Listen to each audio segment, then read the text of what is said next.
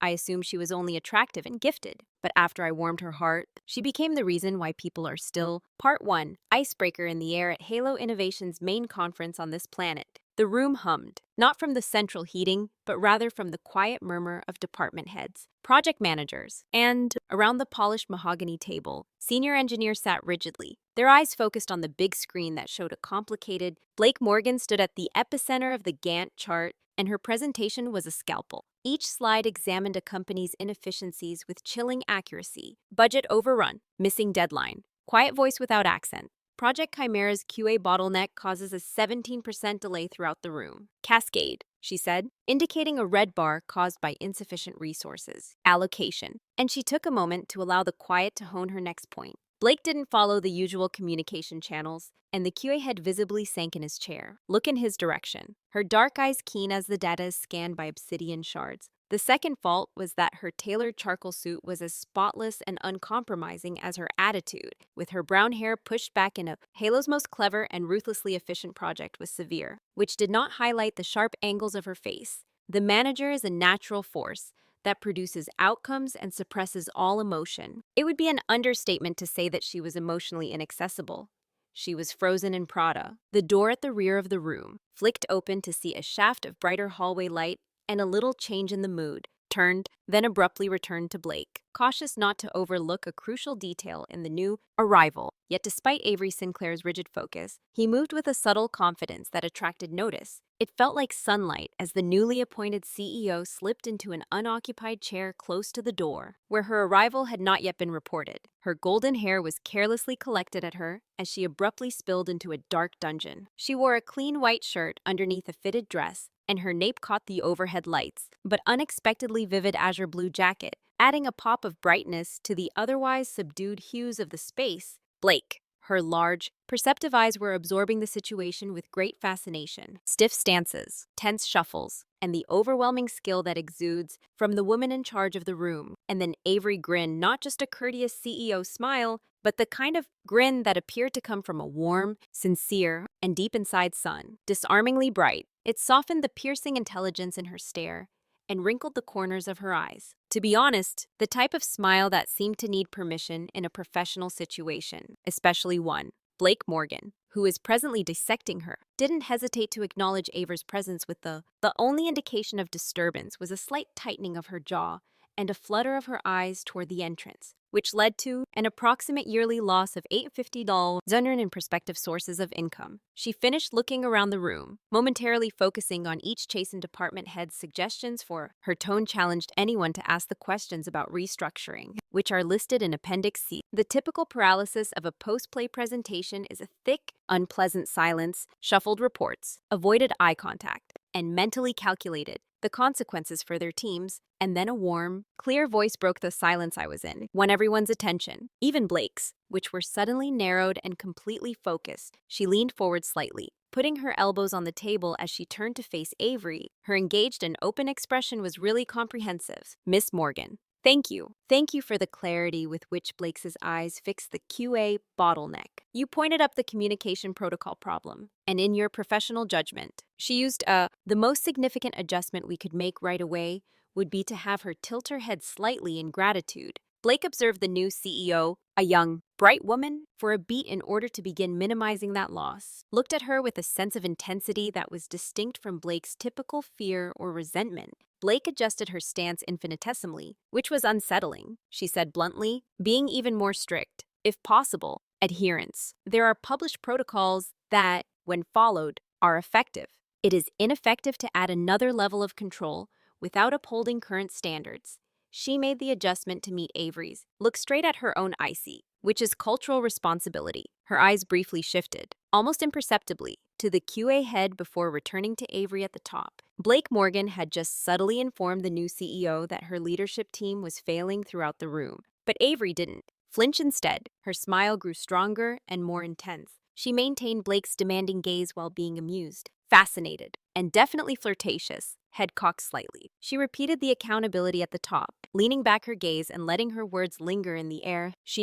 As she left Blake's, she said the words that broke the last of the tension in the room and replaced it with a puzzled. Miss Morgan was loudly and clearly struck by electricity, and her face brightened. Despite this, I must add that with insights like these, we should absolutely increase the frequency of our collective intake. Of breath could be heard, a few jaws relaxed, and the marketing head gulped. Morgan Halo, the unstoppable ice queen known for her, gently rests on his coffee Blake. Calmness under siege. She just blinked twice, and her face stayed as sashay. The only flaw in her expertly crafted mask of professional detachment was the quick flutter of her dark lashes. Glacier, for a brief moment, the unrelenting force behind her critical thinking, appeared to falter under the weight of that smile's surprising boldness. That proposal wrapped in sunlight, and she quickly regained her focus, stiffening once more. But Avery Sinclair had already landed, and as Blake retrieved her tablet, moving with efficiency and precision once more while avoiding eye contact with the CEO. As she left the room, the ice followed her, and she could feel the unnerving golden heat of that gaze as it smiled warmly at her. Had experienced a tremor part 2 of passive-aggressive behavior after meeting the sunbeam and the ice for the first time in a long time.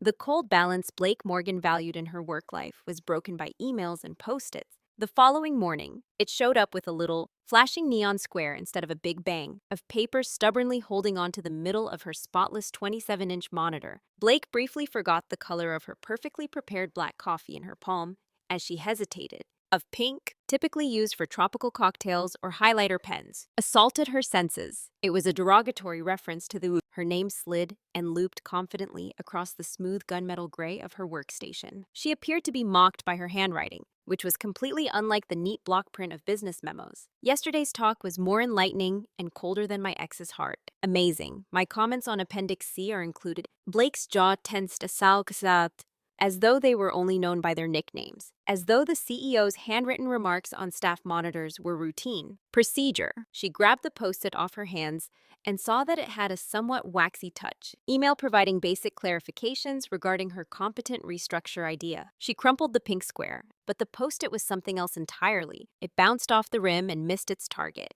The recycling can next to her desk, a little crumpled sunspot on her monochromatic monotone carpet, caught her attention as she landed gently on the industrial gray carpet. But before purposefully ignoring it, she responded to the email within minutes, accurately acknowledging the points using the surgically efficient recommendations, and signed with her full name, Blake Morgan, R&D, the senior project manager. Turned into a strange, silent conflict fought in stationery. And pixels. An electric blue post-it note appeared on her keyboard this time. Asterisk heard you demolish marketing's Q3 forecast the following day. And it was brutally beautiful. Blake ripped it off her, like a maestro conducting a symphony of spreadsheets during lunch. With an unwavering face, she responded to the meeting request that Avery had received, along with a lunch schedule that included the R&D leadership team has a confirmed tour schedule for a conference room at 12:30 p.m. Blake Morgan signed it again after a week. B agenda items were added for pre-review. Later, she saw a bright yellow square pasted straight over the sophisticated infrastructure report's cover page. Blake was perfected for 72 hours, and this report has superior symmetry to the Monosai. Really, Lisa, it's a piece of art. Please stop being so overly attractive, and budget meetings are making it difficult for me to concentrate. Hey, there's a hint of something hot this time. Outrage erupted up Blake's neck, followed by completely unwanted shame. She looked about the open-plan office floor and was distractingly attractive, but she was a professional, not a decorative item. Did anyone witness the CEO spouting nonsense on her work? Her fingers clenched around the report, carefully removed the post-it, being cautious not to rip the paper underneath her email. The response to Aver's real criticism of the study, which was incredibly insightful and beneficial, was less than. Noted and included in the updated paper is the standard asterisk input on Section 4.2, attached pertaining to meeting conduct. All participants are expected to be professional and focused, regardless of position. Blake Morgan asterisk. Her email's shortened formality became into the strategic and unambiguous communications from her shield. Avery demanded everything. The CEO should have communicated, but after the post, they engaged in guerrilla warfare, rebellious outbursts of personality and color that invade Blake's carefully regulated setting. Before it even filed the ticket for My Hero coffee, the green on her phone receiver heard you cure Jenkins' server meltdown. A tangerine orange attached to her chair back is the actual kind, not the tar you drink. Your gaze is so captivating that it might freeze lava. Try smiling a little bit. Blake only replied to the official correspondence in her emails. Master, the server problem with the passive-aggressive professionalism classes has been fixed in accordance with the standard protocol guidelines. Information about personal taste and coffee preferences is outside of operational. Facial expressions or purview. Blake Morgan are not yet a KPI. Project deliverables are still the major focus of the review. See the attached status update. One Tuesday, following an especially exhausting morning spent battling a vendor contract, Blake came back to Morgan. Lavender was the fresh post-it she found in the restroom. It wasn't on her keyboard. Monitor, or report, was positioned just in the middle of her immaculate, empty desk bladder. I saw you handle the Thompson call. You were amazing, cool, and sharp, unwavering like a diamond blade. That navel color also makes your eyes appear. I appreciate it when Blake freezes the compliment, like stormy oceans, dangerous waters. About her ability to negotiate was surprisingly accurate.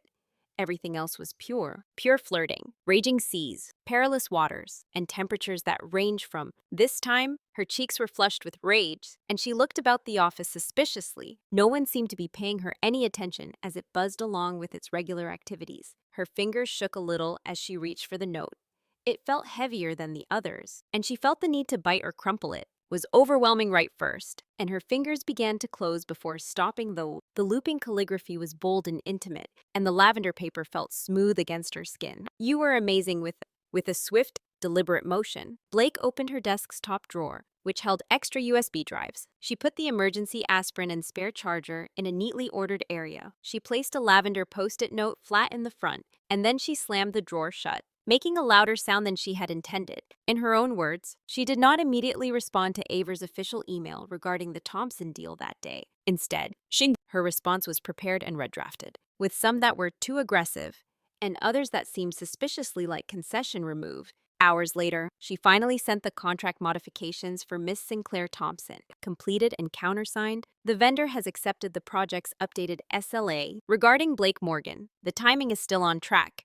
It was the most sterile, impersonal email, but beneath her desk is a word castle wall. Blake Morgan and a small illegal piece of purple warmth were in the drawer. For the first time in her professional life, she found herself watching her screen for the next flash of unwanted color. Part 3. The elevator incident involving the fluorescent. As Blake left the tense conference room, the hum of the executive-level corridor felt suddenly oppressive. She missed the sterile quiet of her own office and the comfortable surroundings of the budget meeting, which was still echoing in her ears. She pushed the elevator call button harder than needed, while using spreadsheets and reasoning, exactly as the polished. As the steel doors opened, a bright, familiar voice said, "Hold that, please." Avery Sinclair conjured up a tornado of golden hair and cream silk tailoring. "Thanks," she said, holding a tablet and appearing somewhat pink. She stepped onto the elevator just as the doors closed. Giving Blake her trademark disarming smile, Blake just nodded and moved to the distant corner of a cheap bloodbath. She is currently keeping as far away from the human incarnation of sunshine as possible. In a roomy elevator ride, she concentrated on the decreasing floor numbers 18 and 17, which were radiating next to her. The delicate, pricey aroma of Avery's perfume permeated the air, something warm and lemony completely at variance with Blake's go-to fragrance of antiseptic cleanliness and effectiveness rested nonchalantly against the railing. So, Morgan started off with a light yet inquisitive tone and an amazing deconstruction of, "You really don't mince words, do you?" According to the financial predictions back there, she cocked her head, looking at Blake's profile. It's amazing to witness as Blake maintained her focus on the computer screen during a lesson in control demolition. "Miss Sinclair, the accuracy of display 1514 is not demolition. Call me Avery," she said, her voice cut coolly out of necessity. And necessity can still be thrilling. She moved a half-step closer, her actions slight but unflinching, sufficient, especially when delivered with such ferocity, to make the cramped area seem smaller. Before Blake could formulate a cold response, the elevator lurched violently. Jarringly, they were plunged into near darkness for a scary moment as lights flickered erratically. Before the faint, sickly glow of the Avery gasped as her palm flew out as the car shook to a halt with a final menacing moan as the emergency lights came on. To lean against the wall and ask, "What?" The computer screen was silent. Darkness weighed down on them, barely interrupted by the distant, desperate whir of stuck. Blake's thoughts abruptly changed when she was perfectly motionless due to machinery in the shaft. Transitions from irritation to evaluation of the emergency stop between floors. Probably a Are we trapped because of a power fluctuation or a safety sensor trigger? Aver's voice was, the CEO's customary poise was crumbling, replaced by a tremble that Blake had never heard before. She turned to Blake and pulled away from the wall in wide-eyed terror, breathing heavily, shallow-sounding, "Oh God." We're stuck. How do we? Is there an alarm? Phone? She stumbled over to the control panel and poked at the emergency phone's unresponsive button and dead call button. Receiver stop. Blake's subtle but incisive order broke through Avery's, increasing anxiety. The primary outage jamming is probably connected to the emergency system. Avery's fingers hovered over the panel, and she rotated. But the buttons didn't assist. Blake's face was pallid in the faint emergency light. So what should we do? The self-assured CEO had left, and someone sincere had taken her place, leaving her knuckles white where she had grabbed the railing. I don't like how the cramped area seems to be pressing in on her. So I was afraid. Blake briefly observed her as she confessed the words in small spaces. Avery's chest rose and fell quickly. Her hands trembled a little, and she had never seen such vulnerability before, and it was annoyingly human without a fear in her eyes. Blake's actions were deliberate and efficient as she moved past Avery. She knelt by the control panel, tracing the edge of the panel with her fingers rather than pressing the obvious buttons. The actual brushed steel panel looking for a certain object close to the bottom. Blake extracted a thin metal stylus from a tiny recessed seam that was nearly imperceptible. She took a tool that was better suited for her tablet than fixing elevators out of her jacket pocket and carefully placed it into. The small hidden access panel slipped out of the seam with a quiet click and a deft twist, opened to show a tiny, unlabeled keyboard and a complicated arrangement of circuits. Avery looked away from her terror for a while. "What are you doing?" Blake whispered, resetting the safety override. Her fingers ran over the circuitry as her eyes searched it intently. The little keypad that enters a fast series of numbers has redundancy in Halo's building management system. Panel that avoids the main control board. She touched a last button that hummed softly, began deep inside the vehicle. "You are aware of the override codes, and you breathed." Her apprehension was momentarily overpowered by her wonder that Blake didn't look up when I helped. "During the renovation, describe the security procedures for the building's vital system. Understanding how things operate is as part of risk management." She switched to a different sequence, and the emergency lights dimmed a little. From above, a comforting whirring sound began, and then there was another soft lurch. At 11:10, the main lights came on, and the elevator started a gradual, calm descent, softly buzzed back to life, filling the car with light, and Avery sagged against the railing, releasing a breathing shakily. She watched Blake as the color gradually returned to her face. With a final, determined click, she closed the hidden access panel and stood, arranging her jacket, appearing as Avery responded. "Didn't know you were handy, Miss Morgan," in an unruffled tone as though she had just filed a report. A little out of breath, but the well-known gleam of laughter in something else's intense appreciation is coming back to her eyes. She brushed a strand of golden hair behind her ear and looked directly at Blake, who gave her a gloomy face. She put the stylus back in her pocket and arched her brows coolly. "I can fix a server and—" Miss Sinclair's eyes narrowed, and her tone became almost bored in an elevator. The elevator door swung open onto the floor. "Yet you can't stop flirting at work by gripping Avery's hand a little." Avery emerged first from the empty lobby floor, turning back to face Blake.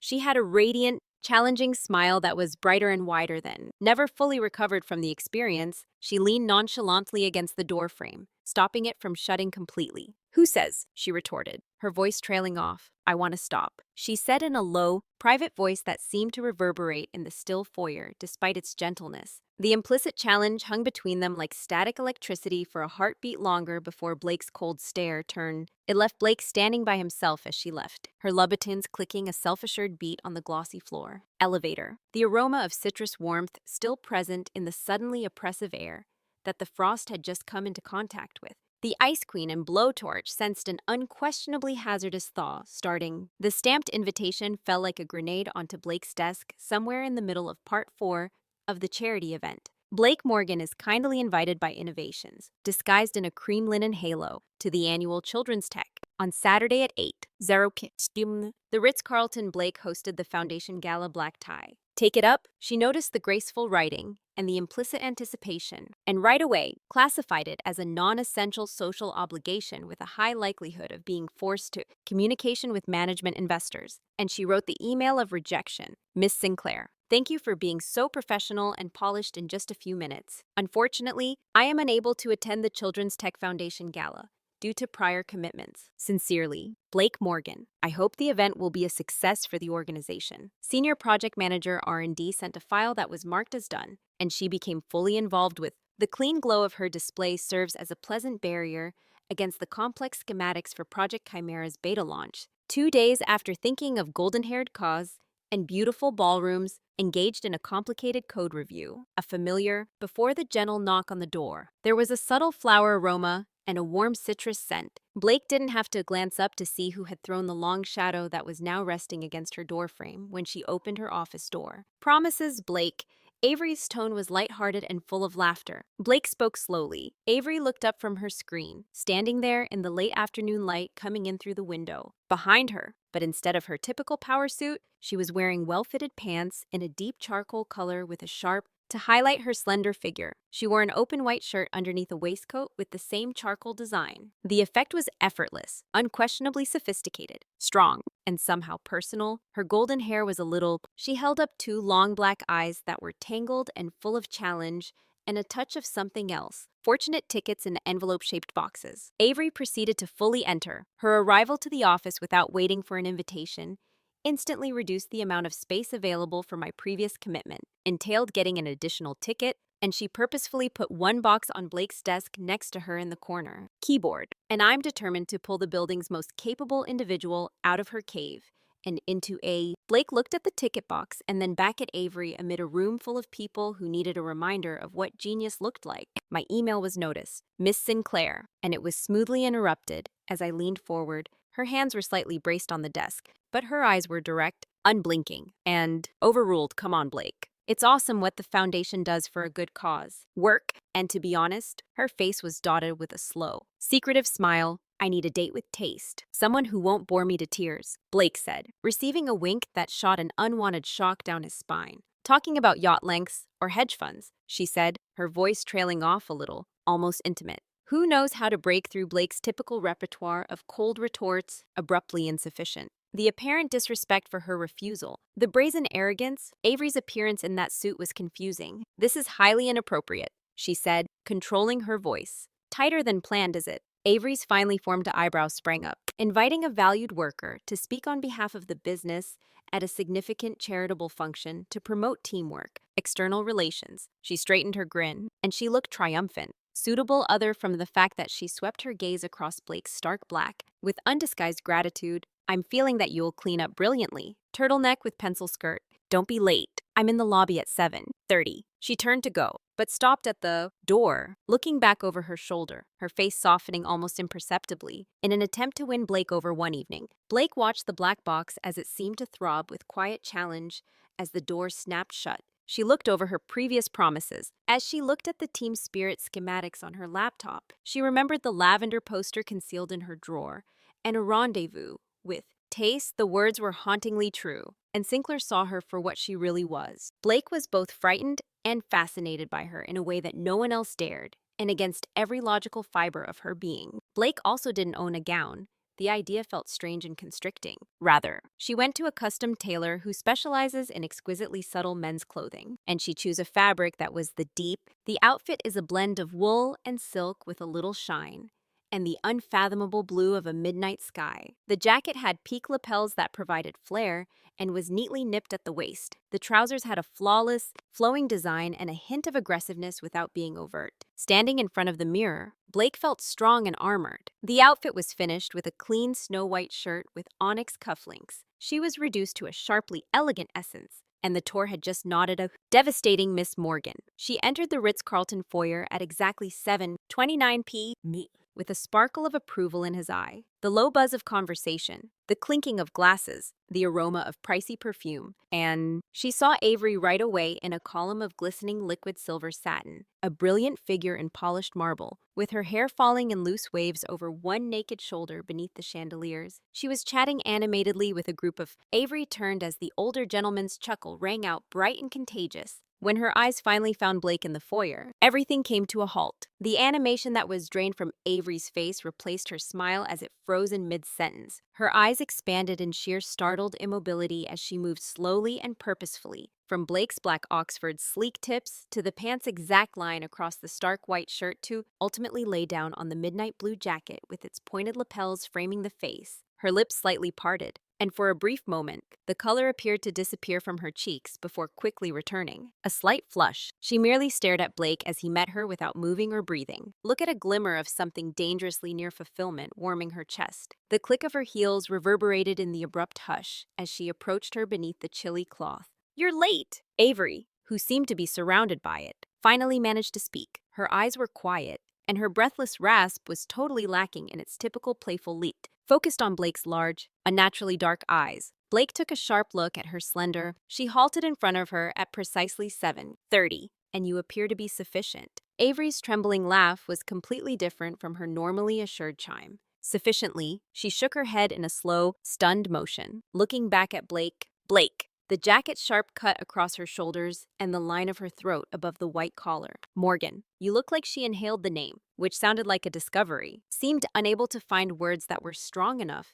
and you looked like yourself. Could rule the world in that outfit and leave a path of heartbroken hearts in your wake. Her blush became noticeably deeper. With a somewhat tremulous smile that lacked her typical swagger, she pulled herself together and offered her arm. "Shall we?" Blake handled the flurry of introductions, courteous conversation, and champagne glasses at the event with her typical calm effectiveness, keen intelligence, and succinct responses impressed investors and unnerved socialites in. Avery remained around her previous state of agitation, which was replaced by it. When she introduced Blake, she did so with a kind of possessive pride. "This is Blake Morgan, our project lead on Chimera." Her touch frequently rested lightly on Blake's arm for brief periods of time, but eventually became slowly sad. Brilliant doesn't even begin to describe it. Avery turned to face the ballroom lights as a jazz standard started to fade away from the string quartet. "Dance with me," she murmured, glowing from her dress and the gold in her hair. Inquiry, but a gentle plea. Blake stiffened. "I don't dance at all." "One." Avery stepped closer, the scent of her perfume enveloping Blake for the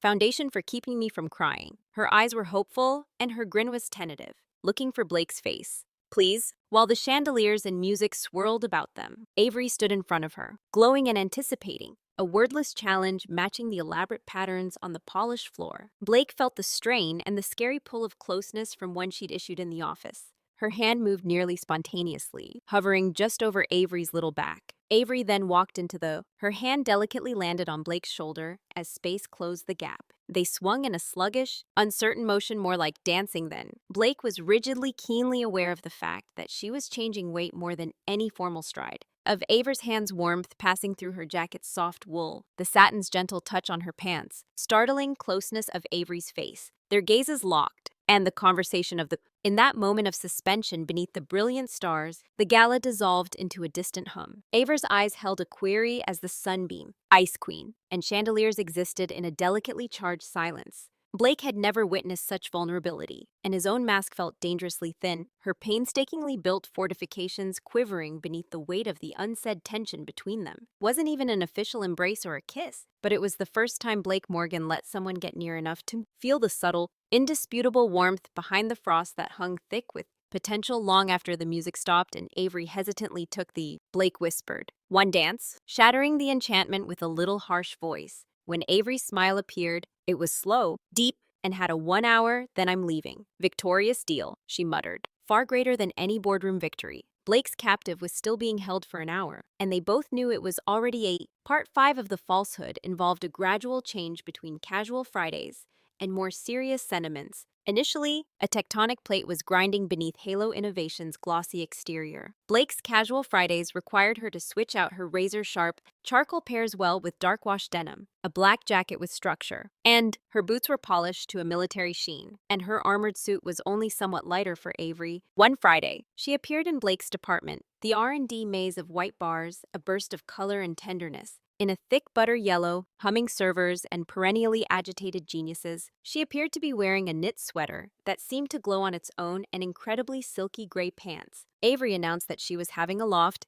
and a morning wrapped in cashmere tea morale project. A cardboard carrier filled to the brim with handmade coffee cups featuring the emblem of an absurdly costly bistro down the. Her big, sincere, and completely disruptive smile was the gasoline for her genius. Blake observed from her glass-walled office as Avery made her way through the open space amid the concentrated commotion of a Friday Crunch, location that distributes sunlight and caffeine equally while pausing to talk. When Avery eventually arrived at Blake's door, she didn't flinch as she spoke animatedly with engineers about their projects, holding 2 cups. You push it open without knocking, saying, "Double espresso black is your soul," Avery declared, setting a single cup exactly on Blake's desk, blotting it away from. She grasped the other something frothy and definitely contained any critical documents, leaning against the doorframe, caramel infused, and holding something sweet for myself. Blake regarded the espresso, Chimera, which came from the Good Place project, is on track for beta testing to start on Monday. A status report was sent. She took a slow sip of her coffee at 8:05 a.m. without touching it.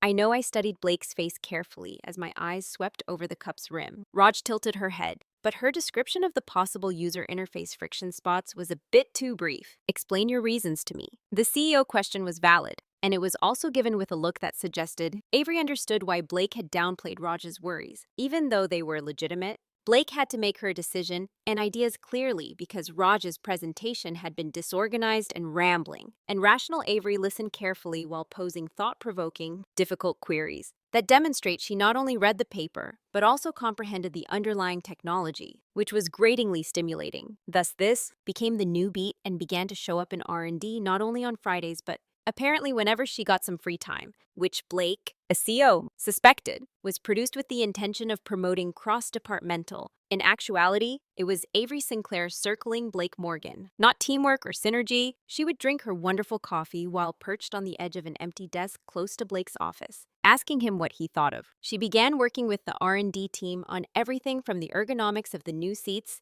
to a new cybersecurity vendor. Even the sexiest junior developer is easily drawn into the bare functional cafeteria for lunch. Blake was initially distant at her own corner, but her laughter and chatter provided a cheerful contrast to the clatter of trays. Avery would ask her a direct question about the server, and she would grudgingly succumb to the attraction, architecture, or purposefully entice her with an intentionally unsophisticated interpretation of agile technique, compelling Blake to participate then. It was an unusually warm fall afternoon when Avery arrived on the rooftop. 2 takeout salads, sunshine, and vitamin D are being held at Blake's doorway as the team bonds. She said, "The roof is calling in 5 minutes. Bring your negative attitude. It offers protection from the shade," which Blake was seeing was becoming more and more futile. 5 minutes after the Avery Sinclair Sunshine Offensive, she was standing. The city spread out below them on the windswept rooftop patio, including a monstrous quinoa and kale that she hadn't. Avery was instructed to sit on a tiny concrete ledge and pat the area next to her best view within the building, which is also the only location where Jenkins cannot surreptitiously approach you to inquire about Blake's TPS reports.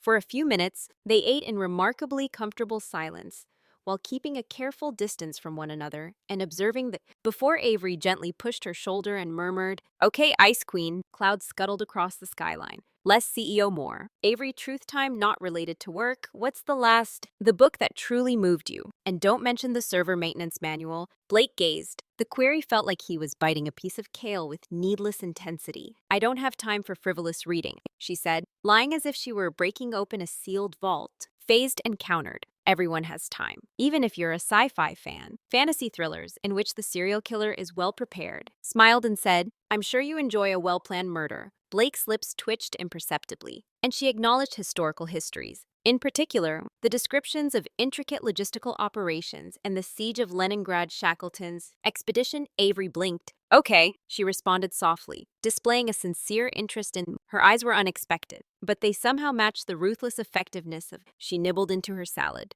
"And I got a taste of her trashy historical romance. Any day, a fiery governess and a gloomy duke would be pure escape from the ridiculousness of a." The CEO hit Blake with sudden force after confessing to a secret love for bodice rippers. She didn't make a sound. She mimicked her voice. "Brooding dukes," with a short, astonished exhale that verged on amusement. Avery aimed her fork at Blake and said, "See, it was drier than the rooftop concrete. Victorious despite all that permafrost. You do have a sense of humor. It's sarcastic and probably deadly, but it's there," she said, laughing aloud. "Admit it. Morgan, you think my reading preferences are incredibly naive and ineffective?" Blake acknowledged that the ghost of that nearly smile was still circling her eyes, and that the story patterns were predictable. Although it appears to be a storyline, emotional manipulation is actually Blake Avery's feelings. She leans back dramatically on her hands, lusting for the glimpses that were taken. The inevitable moment when the cold outside melts her across a packed dance floor. Blake felt the purposeful fun intensity as his gaze slipped over to meet his. She turned aside as the usual heat began to creep up her neck, concentrating instead on the far-off horizon. Sentiment is a bad maybe, she whispered. Instead of strategy, Avery said quietly in her fun, substituted with a softer, more considerate tone.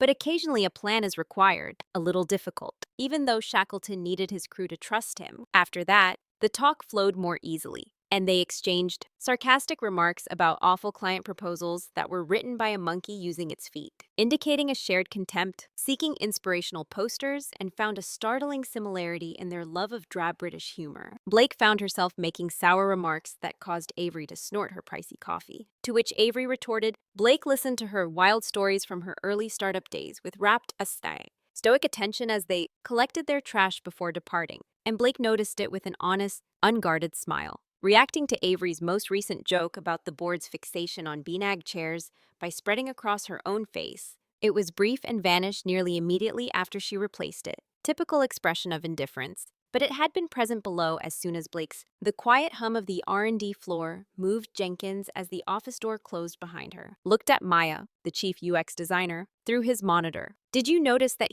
Maya nodded slowly as Morgan snarled and grinned on the roof with her sunshine. I noticed a speculative sparkle in her eye, and Sinclair appeared to have won the jackpot. As she took out her phone, Operation Meltdown Update, Maya typed subject A in a private group conversation. Seen making physical contact. Poke the subject's shoulder, and display facial expression 7B, prolonged laughter and verified facial expression. Fleeting, sincere smile, 47-minute emotional proximity to the rooftop during a high betting pool, odds change. Suddenly, the responses came quickly, and I dropped $20 down without even smiling. Prior to Christmas, odds were 4, but by Thanksgiving, they had only shrunk to 2:1 Jenkins bets, which they are now placing. It's in the server room, and Blake Morgan is unaware of the friendly at her workstation. The kale salad sat heavy as gambling was taking place right outside her door. Yet the recollection of the rooftop win, the ridiculousness of domineering dukes, and the perilous warmth of shared, she saved a particularly complicated code file, her fingers lingering over the keyboard for a moment as the laughter continued. Her eyes briefly strayed to the top drawer, where a purple post-it was concealed.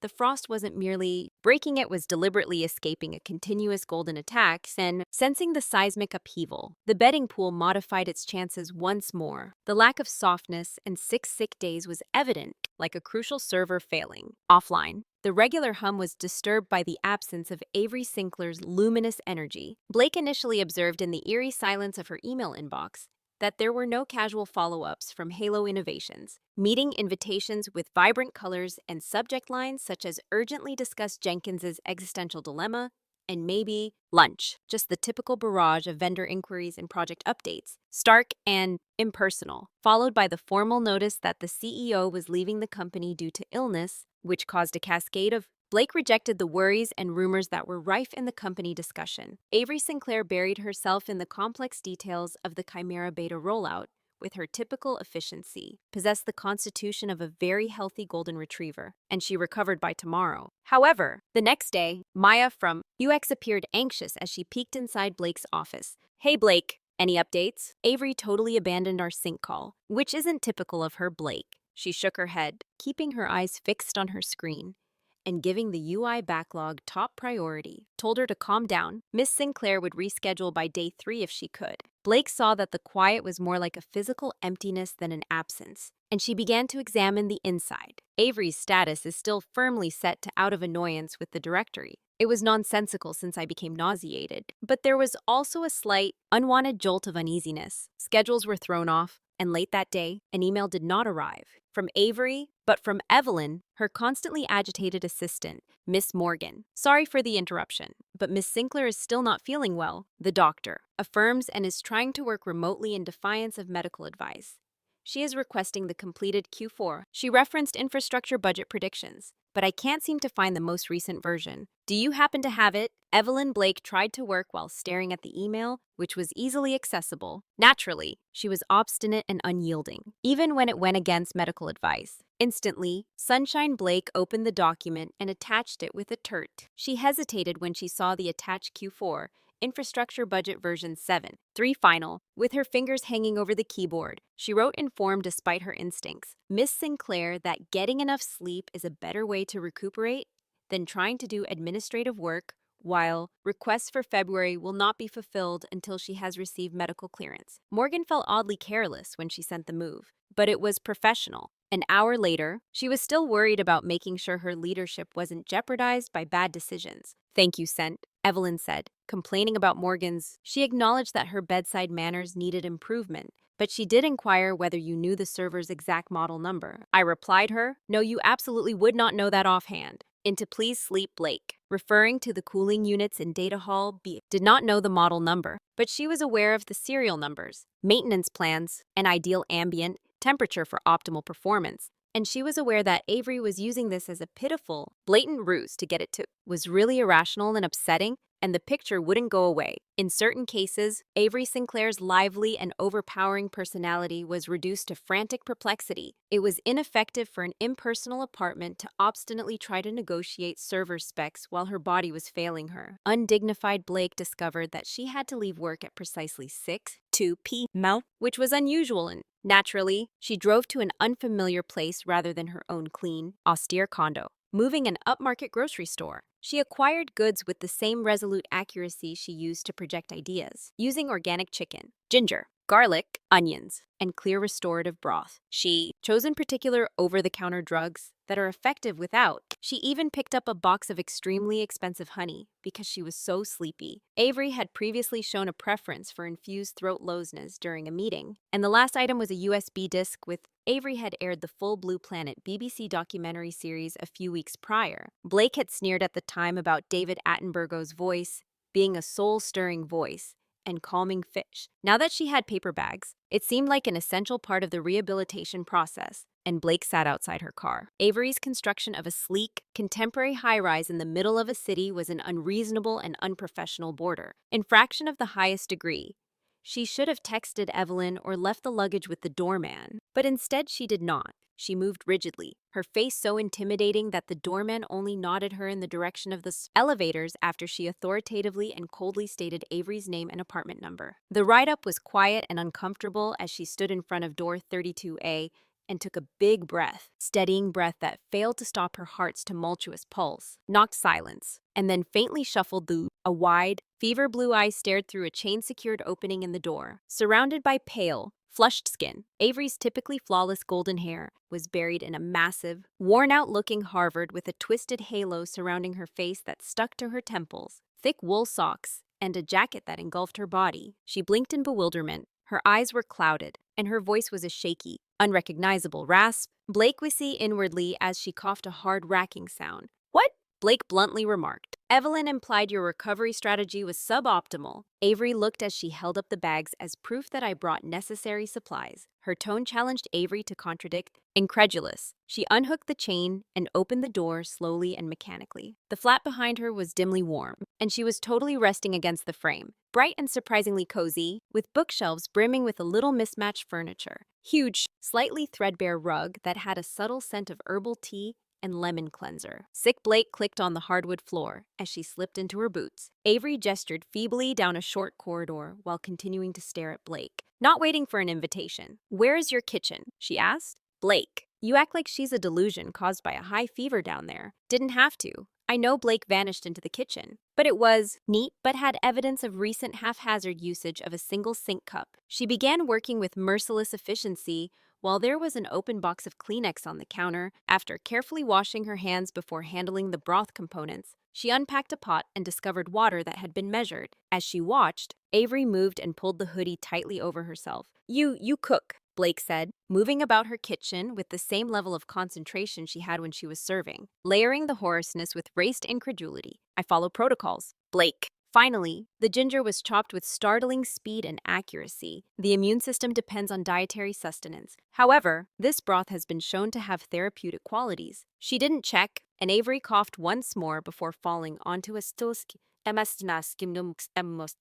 feels like my mind is full of wet cement as I sit on the kitchen island stool with her heated forehead resting on her arms," Blake muttered, pausing as she glanced at a scallion with her knife hovering over it. The stooped, trembling CEO was gone, and in its stead was a weak, the sight of the wretched human being caused Blake to have a strange, intense protective twinge in his chest that overcame her typical detachment, and she silently added the scallions. After adding everything to the pot and letting it simmer quietly, she said, "Medicine," and pulled the tiny. She checked the labels on the pharmacy bag and chose 2 packages from the shopping bags, put them firmly in front of Avery, filled a glass with water, and said, "Take these now. They'll lower fever." And then Avery raised her head and held a flash of her eyes in her hazy eyes. Blake retorted, "As usual, defiance will expedite compliance." Avery sighed a wobbly, defeated sound in her tone of recovery, which brooked no dispute. Blake grimaced as he swallowed the pills and made his way to the living room, where a big, cozy sofa took center stage. A laptop was open but dark on the coffee table next to a half-empty glass of water, surrounded by a nest of pillows and blankets.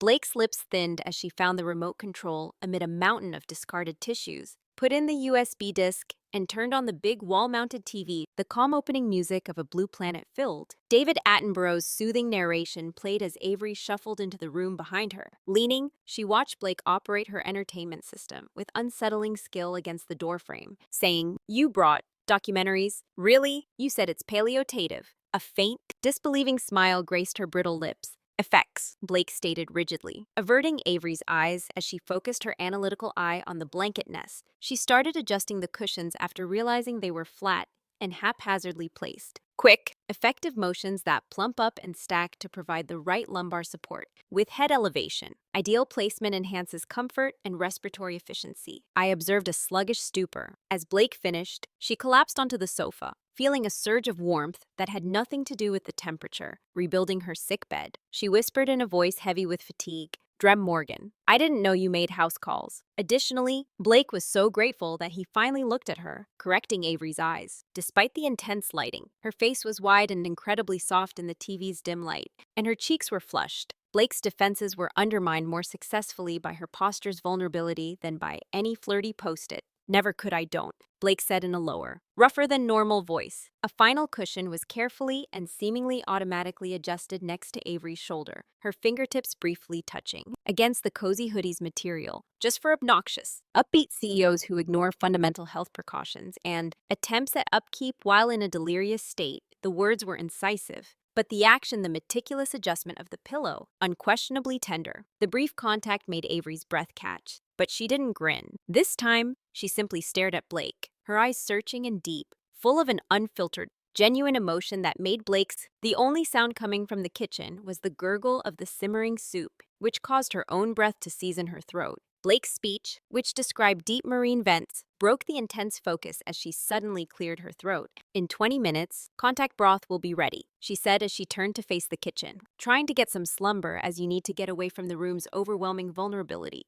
Blake Morgan felt the final traces of her professional life as she stirred the pot and delicious steam rose about her. Detachment broke down the ice, drawing into something warm, profound, and horrifyingly genuine. Was caring for sunshine caught in a storm, not addressing an inefficiency, and the warmth she experienced had nothing to do with. The boardroom doors were banged shut behind the stove section 7 lines. However, the reverberation of the altercation hung over them like acrid smoke as Avery moved. Her shoulders were tense beneath the immaculate surface, and her stride was abnormally stiff. Blake's silk blouse trailed a quiet shadow, the stress radiating off of. The quarterly review had been a vicious storm with a lot of waves, of missed aims, unanticipated rivalry, and an especially harsh humiliation from Halo's most formidable. Victoria Thorne Avery, an investor, had parried and held her footing with steely grace, every attack with information and witty repartee. But the price was inscribed on her face. Now that the show was finished, when they arrived at the haven of Avery's corner office, she chose to wander rather than go to her commanding desk, straight to the floor-to-ceiling windows that looked out over the glittering metropolis at sunset. And she spent a considerable amount of time returning to Blake, stood motionless in silhouette against the fading light, the silence oppressive. Blake hovered close to the door, unsure of her typical script. A brief debrief with immediate action items. Damage control felt woefully insufficient.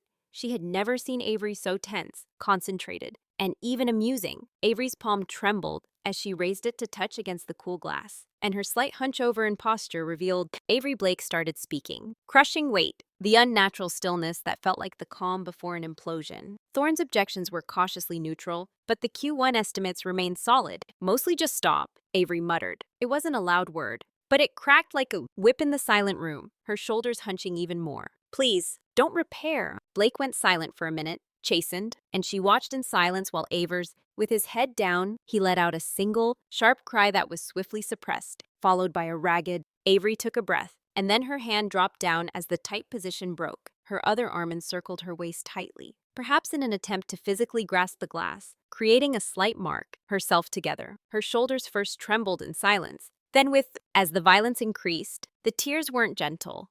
They were unfiltered. She strained for heartbreaking gasps that ripped through the meticulously crafted CEO facade, leaving destruction in their wake. Her entire body shook with the intensity of her anguish and annoyance, her forehead pressing firmly against the window pane. Blake Morgan, who handled server meltdowns, found the sight to be quite confusing. And antagonistic talks with glacial calm. She felt completely overwhelmed by panic. Her flesh was pierced by something cold and strange. What was the protocol for a CEO who was crying? Memo a stiff brandy. Her instinct told her to back off and shut the door, leave Avery alone with her private breakdown.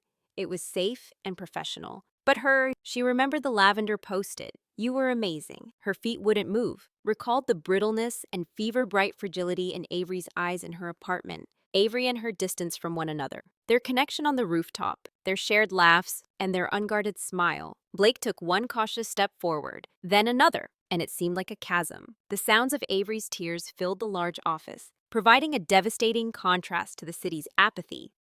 Blake halted several feet behind her, her hands clenched ineffectively. What did one do? She tried again, but her voice was harsh and strange. O'Nears, it wasn't your fault that you handled the blood that Thorne was seeking. Avery gasped, and her cheeks whirled with tears as she dealt with it. Mascara matted in thick streaks, her eyes, and mascara dripping down her hot cheeks. Normally so warm and brilliant, I experienced red-rimmed wells of rage and sorrow. They dissected and dissected all of my tactics and projections. Her voice broke again on a sob, and she gazed at me as if I were vultures and thorns, wrapped her arms more tightly as if I had already failed and was nothing, shrinking closer about herself. Perhaps she's right, and I'm not suited for it. Perhaps this whole thing, she said, gesturing hazily about the lavish office. Emblem of her success was a huge error, the unadulterated self-doubt, and the broken. Blake couldn't handle the reasoning strategy, and the fury was worse than the confidence. However, they were worthless in this situation.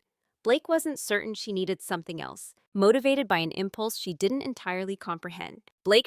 She stood squarely in front of Avery, not reaching out for the final distance yet. Avery winced as Blake forced her to stare into her eyes, but she was unable to do so, and her own face was stripped of its typical eyes show simply a glaring, unnerving worry that you are wrong. Blake's voice, low but ferociously clear, sliced through Victoria's weeping. Being a predator, Thorne preys on weakness because she fears competence. As seen by Blake taking a half, she was fighting for her, and her unflinching look was not a sign of weakness, accompany her vision despite insurmountable obstacles. You persevered. Avery looked at her tears and said, leadership is not failure. Kept coming, but the heartbreaking cries had subsided and were replaced with trembling gasps. A desperate, seeking expression briefly replaced the rage in her eyes. But Blake forcibly interrupted the competitor's estimates and challenges. Issues have answers. We locate them and resolve them as usual. Her words became hardly audible. You are Avery Sinclair, and you restored a Samu. When you were 25, you persuaded Eris Ventures to invest despite all the odds in a failing division at Sterling Tech. Potentialities when others perceived dead ends, she took a further half stride, leaving a gap between them that is invisible to Thorne. That it terrifies her, and she doesn't want to see it. Avery shuddered anew. She felt a surge of emotion as the battle appeared to drain her, leaving behind only extreme fatigue and the residue, tears. Her shoulders sagged, her guarded stance disintegrating. I'm so exhausted, Blake, she muttered, her vulnerability exposed in a way that was terrifying. I'm just so tired Blake's barrier broke down, and she raised her arms slowly and clumsily. It was a rigid, unsure embrace with one hand hovering close, one by Avery's shoulder, the other close to her waist, is an offering rather than a request. Without hesitation, she stepped forward into the available space and collapsed into Blake with a little broken sound, her arms gripping closely to Blake's waist and pressing her forehead on his shoulder, as though she were drowning. The intimacy of the encounter was so electrifying that Blake froze for a heartbeat, keenly conscious of Avery's body's warmth against hers. and the moisture from her tears, combining the subtle, well-known aroma of salt and Avery's perfume. Then, she closed her arms around Avery, one hand approaching, as instinct overcame reason. The other arm held Avery while she rose to cradle the back of her head, fingers delicately tangled in her golden hair at her nape. Avery buried her face harder into Blake's shoulder, her body firmly secured. Blake held her as she was shaking silently and avoided using cliches. Stopped trying to solve it and just held her, providing the firm, unflinching. She gently pressed her cheek against Avery's head, the soft surface acting as an anchor in the storm. The typical tension, electric banter, and charged eyes had vanished, replaced with strands of hair touching her skin. Avery's labored breathing and Blake's own heartbeat were the only sounds in the deep, agonizing silence. Time passed, so they were stuck together in the waning office light, with the cityscape sparkling apathetically outside. Avery's breathing deepened. As the glass, Blake felt the tremors slowly go away, releasing the frantic hold. Avery's waist relaxed a little, but she didn't move. Instead, she stayed close to Blake, keeping him warm. Blake's hand gingerly and gently moved off the back of the trusted weight. Avery's head stroking her hair was a startlingly intimate and strange gesture. Even she, Avery, let out a quiet, trembling sigh and huddled it. Instead of being weighty, the silence was profound and somehow serene. Ice Queen and Sunbeam had not only erased the boundaries between CEO and staff, they had entirely disintegrated in the common language of comfort and vulnerability that Blake Morgan shared with Avery Sinclair. And when they first met, there was nothing but the frightful rawness between them. Many years after the warmth of connection, Blake sat stiffly in her own spotless, silent apartment. The warmth of Avery's spirit continued to permeate her flesh. The aroma of the memory of holding her, the trusting feel of her body, the ghost scent in the sterile air, her tears, and the thought of giving in to Blake's demands kept repeating in her head, and it was horrifying, was everything. And she took up her phone from the glass coffee table. The screen was so bright in the dark that her fingers were hovering over the text on the keys. Felt insufficiently risky, but the necessity to close the gap to recognize the seismic change was so intense that she typed, erased, and then typed again before sending a, "Blake, you're not as terrible as I thought you were," she said in a single, harsh syllable, breathing while gazing at the screen. The admission's sensitivity made her feel vulnerable, and the response came more quickly than she anticipated, and I'll interpret that as a love letter with a choke sound in the middle. Blake let out a giggle and a sob, dropping the phone on the couch next to her and pressing her heels together. The ridiculousness of a love letter from Blake Morgan, with her palms against her closed eyelids, seemed cosmic, yet the tiny yellow heart emoji was sparkling when you looked at those words. She was horribly certain that it was like a small sunbeam on the screen, was accurate. Part 8 of the kiss on the rooftop showed that the ice had completely melted in the waning vigor of a team supper, surrounded by the cold, silvery light of a nearly full moon. The sound of laughter mixed with the ambient illumination of a metropolis skyline as hung overhead formed dancing patterns on the weathered concrete. As Mayer and Jenkins took away the leftover takeout containers, plates clattered in a reverberation, and the faint sound of. After the meal, there was a lot of discussion about Chimera's celebratory project. Despite all the difficulties, the beta launch was a huge success, mostly because of Blake's unwavering determination and Avery's. Blake stood a little distance away from the edge where the low wall was, providing steady support. The cool night air was a welcome change from the warmth as she met the railing with a half-finished glass of sparkling water in her hand. Of a packed table, she observed the squad with a unique feeling of unhappiness. Despite contentment buzzing beneath her typical restraint, her eyes continued to linger, magnetically pulled to Avery. The leader of the lingering gang was in court and narrating a particularly ridiculous incident from the beta testing with lively motions, her laughing piercing the air with a bright, clear sound. As the city hummed, the moonlight touched her hair's spun gold, illuminating the curve and creating a glowing halo on her cheek. The gleam in her eyes and the sincere happiness that radiated from her as she pointed to Raj, who was red in the face from being the subject of the story. She was glowing, easily lovely, vibrant, and alive. The city lights glowed far below its south carpet of stars that mirrored the ones that were starting to appear overhead, but Blake only saw Avery as the squad started. "Good night. Great work tonight, everyone," they said, drifting toward the stairway door with a sad and happy voice. "Waving," Maya murmured. "Don't stay up too late, you two." Her knowing look at Blake and Avery was welcomed with a. Jenkins gave a tactful night boss night Blake. Raj continued to add, "A little pink. Get some rest, team." Avery returned her pleasant smile, saying, "Earned it." Jenkins laughed as the rooftop door clicked shut behind them. The abrupt silence on the steps was profound, broken only by the distant sigh of traffic down below, and Avery leaned back and let out a pleasant, contented sigh as the night breeze whispered. The fairy lights touched the silver threads in her garment as she tilted her face up to the moon against the railing. Blake believed that her thoughts would have reminded her of the moonlight itself, but she didn't think it would have stopped her. HR regulations, power relationships, the meticulously built barriers surrounding her heart. The sight of Avery laughing despite the horrifying vulnerability of wanting to know why this was a disastrous error. The warmth of her fevered skin beneath Blake's palms, the remembrance of her sobbing against his shoulder in the moonlight. Blake's ice had been eroded by her unrelenting golden pull for months, creating a current too powerful to resist. It wasn't a plan or a reason. It was just an overwhelming urge that Avery placed her glass on the adjacent ledge and heard a delicate clink, which caused her smile to melt into a pleasant, curious grin as she noticed Blake finally getting closer to serenity. Avery whispered, "It was a nice night, wasn't it, Blake?" Her voice was soft and honey-like in the silence, didn't allow her to continue. She took 3 decisive steps to reduce the gap, and the world shrank to the area between them. The vast surprise of Avery's perfumed citrus and night-blooming jasmine aroma, the faint parting of her lips and the blue of her eyes reflecting the moon caused one hand to rise without hesitation, but with conviction. Avery's fingertip touched the side of her face, surprising even Blake. Avery's breath caught in the unbelievably silky flesh just beneath her cheekbone. She let out a little gasp and looked into Blake's eyes, which were wide with surprise, understanding, and a vulnerability that reflected Blake's own, after which Blake gave her a kiss that wasn't tentative. Her lips brushed into the strong, decisive questioning. The intensity of Avery's housed months of pent-up rage and intrigue, and an unquestionably terrible rush of emotion.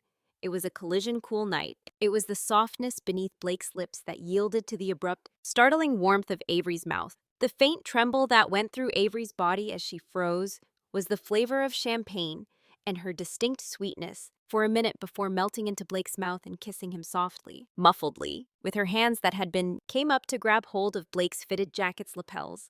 While sitting on the railing, time paused as she anchored herself, and the city, the moon, and the rooftop all stopped, exist only the pressure of their lips, their combined breath, and the hotter electric current arcing between them. Blake put all she was unable to express into the kiss, including her admiration, dissatisfaction, and fierceness, the bone-deep attraction, the fearful, thrilling want, and the protectiveness, a confession, a capitulation, and a victory all at once. She withdrew just as only a few seconds had gone by since she started it. But it seemed like an eternity, and she didn't travel very far. Her hand stayed on Avery's cheek, her forehead resting lightly against hers, while their breaths mixed in brief, desperate gasps, with her eyes closed and her thumbs still caressing that unbearably silky flesh. Avery, even in the moonlight, her cheeks flushed a deep rose, and her lips were slightly puffy, appeared completely mesmerized, stunned, and breathtakingly gorgeous as Blake observed. The world slowly came back into focus around the borders as her own chest heaved. But Avery stayed at the forefront, center. The quiet was now tinged by the reverberations of what had just. Avery's eyes opened and met Blake's in their customary mischievous way. Her voice changed from one of assurance to one of awed vulnerability when it came to was a gasping murmur that could hardly be heard over Blake's own heartbeat. "You didn't mix business," she thought as she swallowed her eyes and looked into Blake's face. Miss Morgan Blake looked at the ghost of a fierce smile with joy. She caressed her lips, her thumb grazing Avery's, possessive, and completely unlike anything she had ever displayed before. Cheekbone again. When she spoke, her voice was harsh and low, and she was assured, that reverberated in her bones. "Maybe," she mumbled the vows against the night air they shared. "Make an exception, pause for a heartbeat, and fix her eyes on Avery's holding her." The words hung between them, trembling in the moonlight. "Captive for you, unquestionable and transformative." The kiss itself had not only crossed the line, but completely destroyed the ice. The world would never be the same for them both after the queen kissed the sunbeam. Part 9. What happened to the kiss wasn't the end, rather, it was a detonation, and the aftershock sent a seismic tremor through Blake Morgan, leaving. The cool Monday morning air felt dense and charged as she entered the foundations and cracks, which she thought were unbreakable. Every step Halo Innovations took to get to her office was like negotiating a minefield. The murmurs began subtly at first, with silence descending upon a group of junior developers, causing Jenkins to snap his head away as she went by. Mia's desk a little too soon? A suspicious smile swiftly smothered Mia's. She smiled at Blake, but it was too knowing and too brilliant. "Good morning, Blake. You won big on Chimera," she said. Blake's typical frigid mask snapped into place as he hurried meaningfully towards the elevators. Colder than, project success has always been the standard expectation, Maya said. By lunchtime, she raced past, refusing to provide an inflection-free progress report on the user input analysis. Recognize the curious looks and the barely disguised enthusiasm that is pulsing beneath the office's surface. The betting pool, she realized with a frisson of cold fear, had probably just paid off. Her skin pricked at the memory of Jenkins' bets they're already doing it in the server room. The actual minefield was her golden hair caught Avery Blake's attention as she emerged from a meeting room. The head of design was smiling, and her smile was warm when it briefly touched Blake's across the open floor. Blake glanced away immediately, her stomach lurching in the intimate knowledge as the air cracked and they found themselves alone in the elevator bank. Avery moved to stand next to her. The aroma of her perfume, which is citrus and jasmine, is closer than is necessary, Avery said. Morning, Miss Morgan. As the rooftop kiss became too intense, Blake's carefully maintained poise was directly shaken by the low hum of her voice, and her eyes contained confront a warmth that would have melted Blake's frost and given him a fresh night's sleep. Blake kept her fists clenched as she gazed at the falling floor numbers, were white where she held her tablet, and the elevator filled her senses with the recollection of Avery's soft, supple lips, appeared to cut down on the screams, and she could feel the weight of Avery's eyes on her profile. Avery's hand briefly touched hers as doors opened on Blake's floor. The tiny crowd that entered Blake fled the fright, concealing the electrifying contact. Something icy and sneaky was coiling in her chest, asking, "What have I done?" The query became a constant reminder that there was a catastrophic risk of HR infractions, conflicts of interest, the possible harm to her professional credibility and hard-earned reputation. Even though a CEO had more to lose, rumors could turn into a controversy and a roar. Yet somehow, that only increased Blake's fear. She couldn't be the cause of Avery's distress, because her coping strategy was innately cruel. Retreat. She quickly and desperately erected her fortifications, making them bigger and taller than before. Sending emails to Avery, masterworks of antiseptic formality devoid of any personal flair asterisk. Previous requests linked Q1 risk. Evaluation B2B, Morgan asterisk during meetings. She maintained eye contact with her, notes or the presentation screen, making sure it doesn't stay on Avery for more than the brief professional moment required if Blake seemed quite interested in her water glass when Avery tried to get her attention, so she turned down the next team-building activity. Lunch was cut short due to a project deadline, and she noticed the perplexity flashing in Avery's eyes before the CO hastily covered it up. Something sharp wrenched inside Blake as she saw the warmth go and be replaced by a wary, wounded caution. Pushed it down, protecting them both, and the seconds that were taken were torture-brief interactions in unoccupied corridors before a meeting begins. Once positioned close to the Avery blocked her route in the little-used archive room, making Blake's expression unreadable. Miss Sinclair Blake cut into her chilly tone as she started off speaking in a low, anxious manner. "Excuse me while I step around her. The board materials need to be reviewed," left with the worst sensation of hurt and annoyance flowing from her as Avery's eyes burned into her back. Avery sat at the front of the board meeting when Blake, with her customary cold precision, gave the Chimera post-mortem. The CEO's inquiries were targeted and incisive, but they were also. Blake's hand found Avery's on the polished mahogany that the grim-faced directors and investors couldn't see. It was placing a last-ditch mooring in her personal storm, freezing her fingers with Avery's breath caught almost as her heated breath blended with repressed panic. Unnoticeably, her professional mask remained in place, but she secretly massaged Blake's hand with her thumb, assurance that almost made her lose it. The contact was frightful, and Blake moved away as soon as her presentation concluded, losing the secret connection that was keeping her grounded. A week after the argument, Blake was working late. The office was quiet, and she felt lost. She required the quiet, the appearance of control, and the gentle click of. She threw away her white jacket and coat as she stood there, backlit by the corridor light, startled by the opening of her office door. With her shirt sleeves pushed up, she lacked the typical CEO shine on her face. She closed the door, looking exhausted, determined,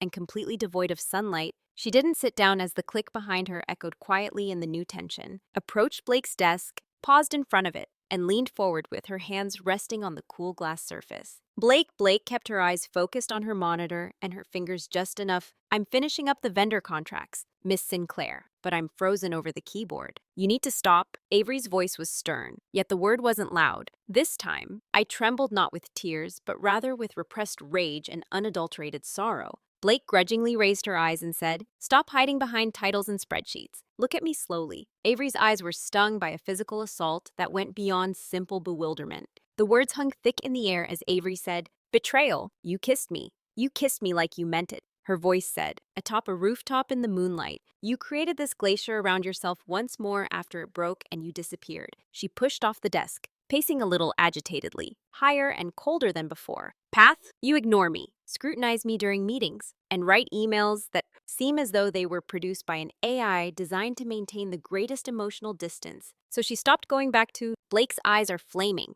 Did you choose the Ice Queen? What is this remorse fear?" Blake winced because the persona is simply too at ease to give up. The precision hurt. "It's difficult because she controlled her voice in the office during your shift. Position."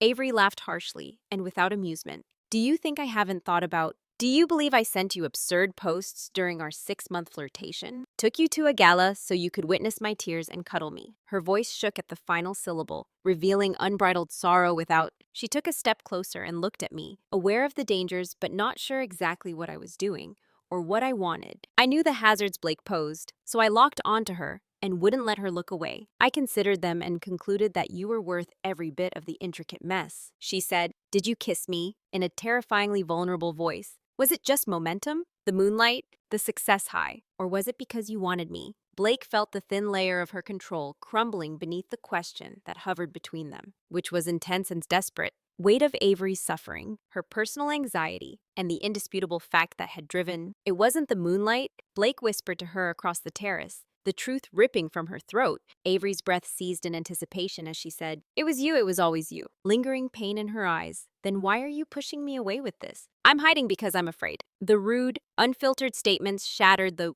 Blake suddenly rose from her chair, scraping back in the frigid office hush, "Fearful of destroying you and everything you've worked so hard to create. Afraid of the rumors, the scrutiny, and the possible catastrophe." She waved aimlessly between them. "And she was afraid that it would burn too brightly and engulf everything, including—" Her voice faded to a strained whisper, and we were left in stillness, stretched thick with an honest admission. Avery remained motionless and simply gazed at. Blake gave her a close look, noticing the vulnerability and anxiety beneath the cold. Avery carefully and slowly closed the gap Blake had under the armor, tried valiantly for a week to keep her halted just inches away, her eyes unwaveringly sweet and fierce. "I didn't flirt with you for 6 months," she remarked abruptly in a low, passionate voice. The words were a challenge. Blake Morgan, and they were full of a love that would not let you be lost to your own fear. Blake's final resistance was broken by an affirmation and a lifeline, but the fear persisted and the cold would not go away. Her gut, but it was overpowered by the intense, terrible, and thrilling. Blake responded to her need for this by reaching out a trembling hand rather than using words. She gently cupped Aver's face, wiping away a single tear with her thumb, had gotten away from Aver's ferocious stare. She leaned in and gave her a kiss that wasn't like the fire rooftop kiss, asserting that this kiss was unique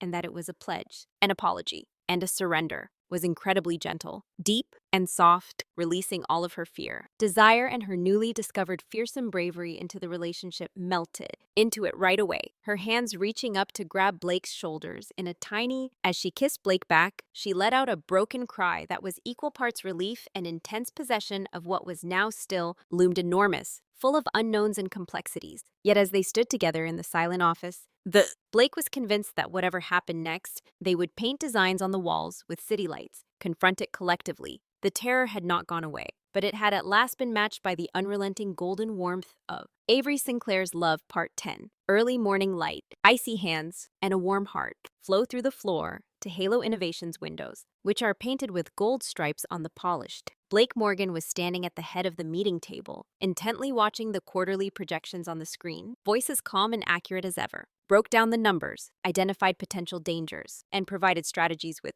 She appeared to be the same formidable project manager, dressed immaculately in a tailored outfit, with merciless efficiency. Dark hair pushed back in a charcoal suit makes the expression unreadable. Avery Sinclair, who was seated at the CEO's table, listened carefully to her. Her golden hair was styled in an elegant twist, and she nodded with a professional evaluation on her face, asked incisive, perceptive questions from time to time, keeping her eyes fixed on Blake. The customary tension of high-stakes business, with their unsaid history buried far underneath. crackled in the air. Corporate armor. Yet below the glossy mahogany exterior that the VPs and department heads noticed that Avery's fingertips were resting on Blake's knee, which was as cool as ever. Blake's voice, as the thumb made a slow, purposeful circle over his knuckles, didn't flinch or shift her eyes away from the television, but there was a slight softness in the corner of her eyes. Avery acknowledged the contact with an emotion that no one else could see. For a moment, fingers moved slightly, interlacing with Avery's squeeze. Later, the elevator door slid shut on the secret agreement that was sealed beneath the table. When the professional masks were closed by the chrome panels, two of them were walking down alone from the executive floor. Disintegrated, Avery leaned back against the wall and exhaled, which resulted in a laugh. God. Henderson glanced. Blake changed her posture as if he were about to explode when you recommended reorganizing his hobby project.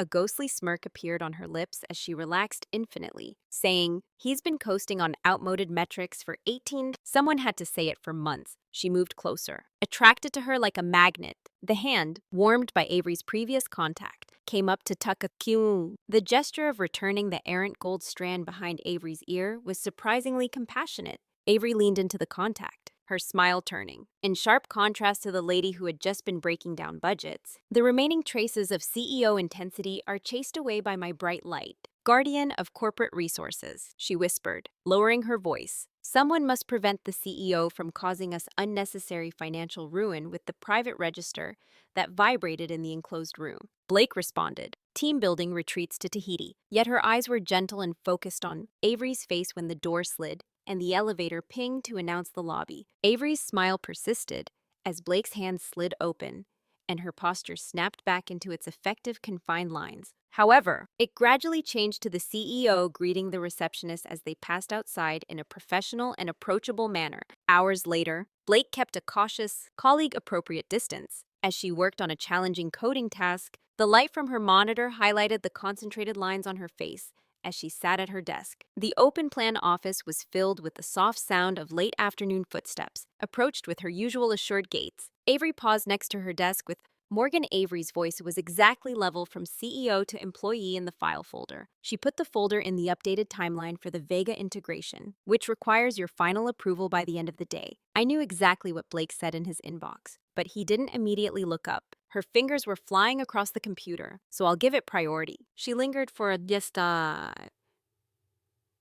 split second longer than was legally required, and then with the barely noticeable movement of her palm, with practiced ease, the bright yellow square landed on Blake's keyboard's corner before Avery. Her Louboutins clicked steadily on the polished floor as she turned and went quickly away, but only when Avery was. Blake let her eyes leave the screen halfway across the floor, and she picked up the familiar post-it note. She was still the most beautiful person in the room when she saw the looping script, especially when she was glaring at code with a ferocious warmth. Warmth blossomed in Blake's breast and spread outward in spite of. She kept her look under control, but it was a warmth that had begun with tentative touches in the shared, murky soup. The warmth that thawed the enduring cold she had carried for years was experienced on feverish nights and during a kiss beneath city lights, demonstrating that her heart, which was once protected like a vault, now beats ferociously behind the sharp suits and sharper words. She didn't openly smile at the woman who had wonderfully and stubbornly thought of her. She wasn't physically present, but as she looked at the note, her eyes softened. She took off the post-it note rather than adding it to the expanding area because it was so swift and subtle that it may have been overlooked. She smoothed a collection of sunshine photos that were secretly stored in her top drawer, cautiously placed a little rebellious statement that was only visible to her outside on the monitor's frame at eye level. Looking back from the doorway of her office, Avery saw that the yellow square now proudly exhibited a real sparkling. A grin appeared on her face, illuminating her from what she believed to be chilly hands. Although her heart is impossible to fill, it is the warmest, strongest, and most fervently faithful heart I've ever encountered. And she was certain that Blake Morgan was her. Her love was keeping her sunlight safe, and Ice Queen was her strong protector. Admission at a